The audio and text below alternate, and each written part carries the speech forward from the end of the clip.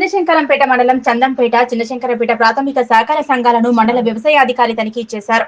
ఎరువులకు సంబంధించిన పలు రికార్డులను ఆయన పరిశీలించారు. ఈ సందర్భంగా ఆయన మాట్లాడుతూ రైతులు ఎరువుల కొనుగోలు చేసే సమయంలో తప్పనిసరి ఆధార్ కార్డు, పట్టా, పాస్బుక్ తీసుకుని రావాలని, కొనుగోలు చేసిన ఎరువులకు సంబంధించి బిల్లులను తప్పకుండా తీసుకోవాలన్నారు. ఎరువుల దుకాణదారులు, సొసైటీ నిర్వాహకులు ఈ పాస్ మిషన్ ద్వారానే ఎరువులను విక్రయించాలని డీలర్లకు సూచించారు.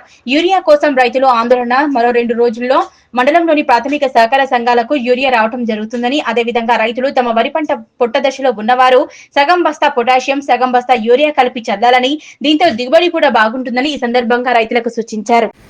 చంద్రపేట మండల రైతులకు విజ్ఞప్తి,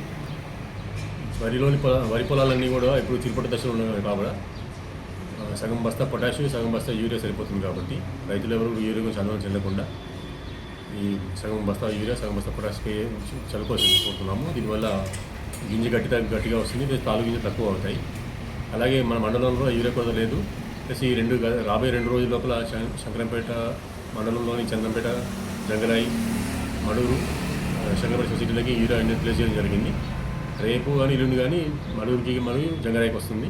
ఆ తర్వాత మిగిలిన 2 సొసైటీలకు వస్తుంది.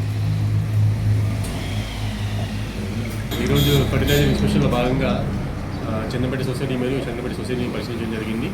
వీళ్ళందరూ ఈ పాస్ మిషన్ క్లియర్ చేయాల్సింది వాళ్ళని తెలియజేశాము. ఈ పాస్ మిషన్ ఎట్టి పరిస్థితుల్లో స్టాక్ అయిపోయిన వెంటనే ఈ పాస్ మిషన్లో స్టాక్ని క్లియర్ చేయాల్సిందిగా వాళ్ళకి ఇన్స్ట్రక్షన్ ఇవ్వడం జరిగింది. అలాగే వీళ్ళు రైతులు కూడా తప్పనిసరిగా ఫర్టిలైజర్ కొన్న వెంటనే బిల్లు తీసుకోవాల్సిందిగా కోరుతున్నాము. అలాగే సొసైటీ వాళ్ళు కూడా కంపల్సరీగా బిల్లు మరియు హమాలీ ఛార్జెస్ వివరంగా రాయాల్సిందిగా వారికి తెలియజేశాము.